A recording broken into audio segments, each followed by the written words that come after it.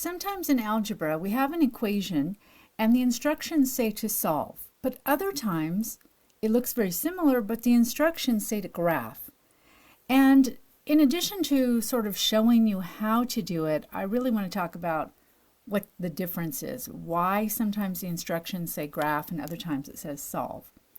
On this equation here, if I solve it, that means to get the variable by itself. So I'm going to get rid of that 2 by division. It's a one-step equation. What I do to one side, I must do to the other. Bring down the results. On this side, I have x. On the other side, x divided by 2, 0 divided by 2 is 0. So our solution is 0. Remember, you're doing all that algebra, you're getting an answer. Even though the answer is just a 0, that is the answer. There's nothing wrong with that. You did the work, you found the solution, which is 0. Now, if you were to graph that, by the way, it would simply be on a number line that we're all familiar with from earlier grades.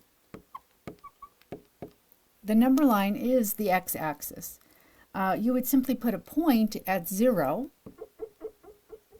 and you would say, well, there's the graph of the solution, 0.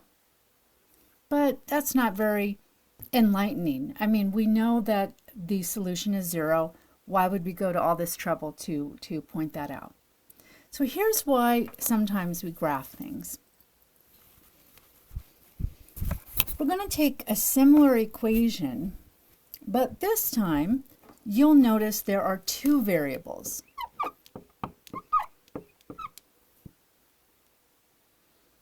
In fact, if I put 0 in for x, let's see what happens. Working that out, I find out that 0 into the equation gives me 0 out. Let's make a table to sort of organize and see our results here. X was 0, gave us an answer of y being 0. Let's try another number. I get to pick another number, by the way. The math student, the mathematician, is simply choosing a number. So instead of 0, let's see what happens with the number 1. So I'm putting a 1 into the equation just to see what would happen. Working this out, I get 2, y equals 2. Oh, okay. So what this means is this equation has more than one solution. It has, in fact, infinitely many solutions, and we just found 2 of them. So if you go to graph those 2 solutions, this time I'm going to need an x and a y axis. Let's graph 0, 0, those coordinates on the coordinate plane here.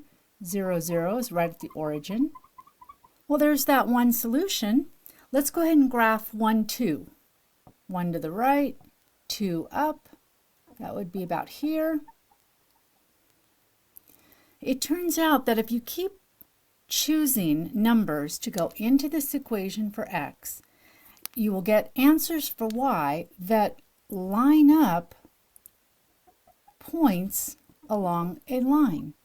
There are infinitely many points, and so you could do this all day or for the rest of your life just on this one equation alone.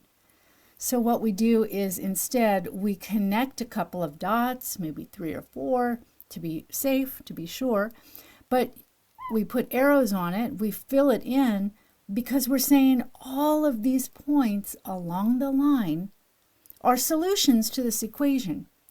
And that's why we graph it, because it helps us to see all of those solutions rather than list all of the numerical solutions, because again, there are infinitely many solutions to this equation because we have 2 variables.